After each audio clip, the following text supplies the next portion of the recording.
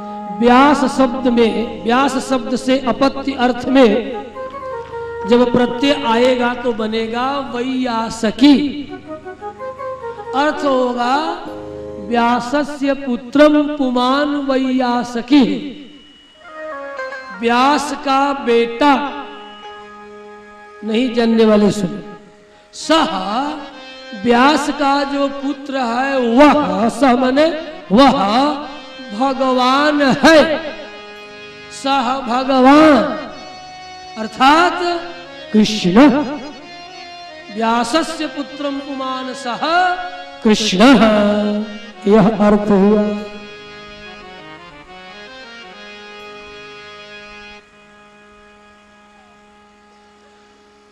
कुछ लोग कहते हैं कि पहले स्वामी जी खूब संस्कृत के श्लोक बोला करते थे, अब बहुत कम बोलते हैं।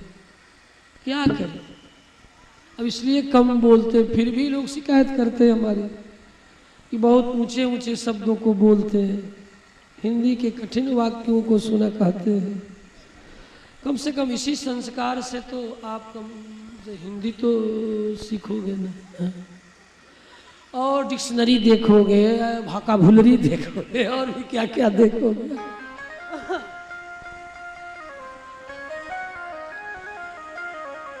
ये पूरा ग्रंथ केवल और केवल संस्कृत में, और भी संस्कृत का सबसे प्रौढ़ वेदव्यास का यह ग्रंथ है, प्रौढ़ ग्रंथ है।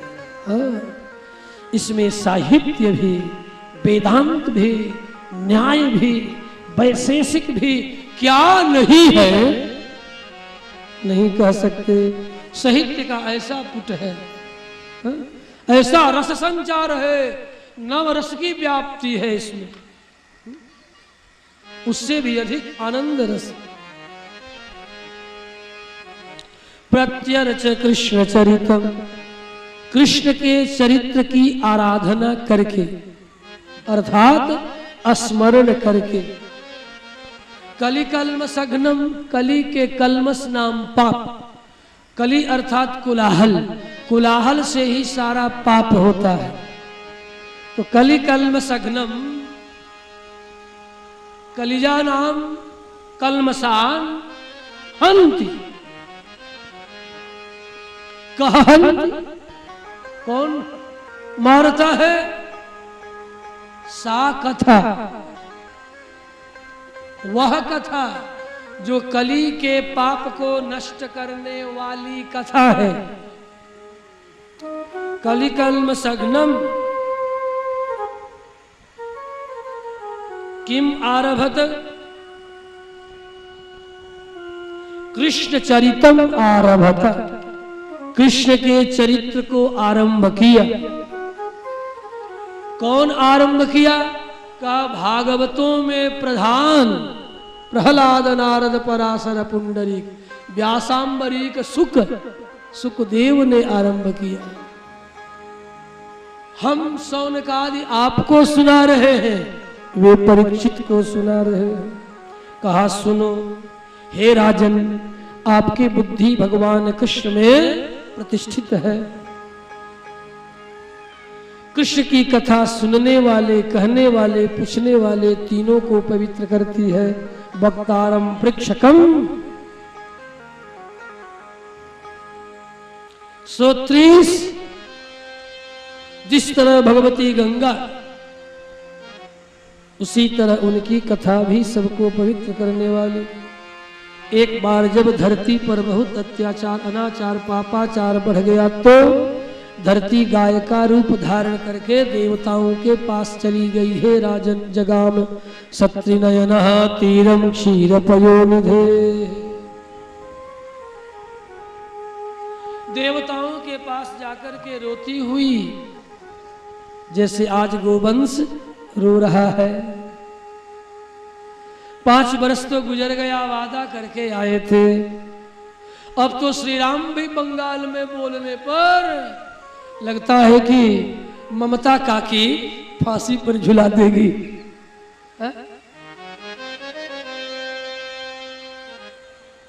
ममता बहन जय श्री राम बोलने पर सुनते हैं गिरफ्तारियां आरंभ हो गई। जैसे रावण के राज्य में श्री हनुमंत लाल की गिरफ्तारी हुई थी, उसी तरह राम भक्तों की गिरफ्तारी हो रही है। कोठारी बंधुओं ने 2 नवंबर के दिन श्री राम जन्मभूमि के ऊपर अपना प्राण आहूत करने वाले बंग में आज बंगाल रामद्रोहियों से जल रहा है, ममता के अनुयायियों से। तब क्या हुआ? रावण के लंका में श्री राम को बंधन, जय श्री राम कहने वाले हनुमंत लाल को कारागृह में डालने का परिणाम क्या हुआ? बंधन में डालने का परिणाम क्या हुआ? अब लगता है ममता काकी का भी वही हाल होने वाला है। अब वह भी डायन जाएगी दुनिया से, अब वो भी रहेगी नहीं, क्योंकि यह महागठबंधन ठगबंधन करके तुम लोगों को ठगने के लिए महागठबंधन सब किए थे, ठगबंधन। लेकिन हमारी प्रजा धन्य है, आज की प्रजा धन्य। मैं तो धन्य धन्य आज के इस बार के मतपत्र का प्रयोग करने वाले वो धन्य धन्य कह रहा हूं कि इन ठगबंधनों के ठगबंधन में नहीं पड़े और राष्ट्रवादी धर्म और इतिहास के साथ छेड़छाड़ करने वालों का मुंहतोड़ जवाब देकर के आपने राष्ट्रवादियों को पलट पावने बिछा करके केंद्र में भेजा है। जरूर परिणाम सकारात्मक ही होगा। जदुवंश में उस समय राक्षस जन्म लिए थे, तो क्या आज राक्षस जन्म नहीं लिए हैं? ये मत जानना, मैं किसी की निंदा नहीं करता। धर्म विरोधी, विप्र विरोधी, देव विरोधी यदि कहीं भी है, किसी भी वंश में है तो राक्षस है, जदुवंशी नहीं। ब्राह्मण कुल में भी यदि जन्म लेता है तो रावण है, कुंभकर्ण है। रावण और कुंभकर्ण है। ब्राह्मण के कुल में जन्म लेकर के धर्म का विरोध करते हो, देवता का विरोध करते हो, तो तुमसे नीच कोई और होगा, तुम भी रावण हो। और कलयुग में भविष्य पुराण में लिखा भी गया है कि कलौ खलु भविष्यन्ति द्विज रूपेण राक्षसाः। जितने ये त्रेता के राक्षस मरे पता है कब जन्मे? अब तो द्विजों के कुल में, ब्राह्मण क्षत्रिय और वैश्यों के कुल में ही ये राक्षस जन्म लिए हैं।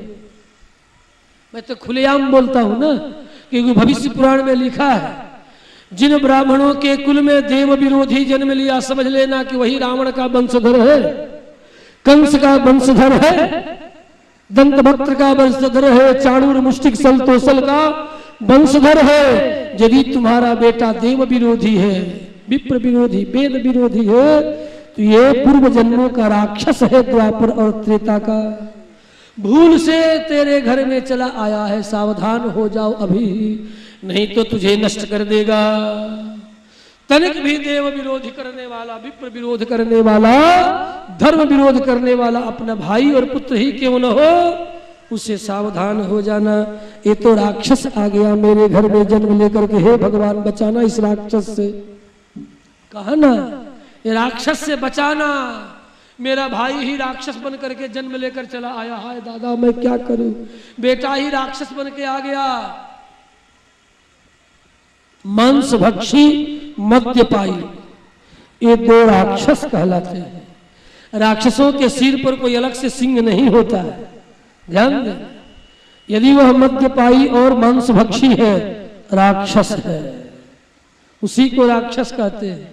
यदि आप खाते हैं तो छोड़ दीजिए, आप देवता हैं, और नहीं खाते हैं तो मैं आपको प्रणाम करता हूं। अय देवताओं, अय देवियों, आपको प्रणाम, आप देवता और देवी हो।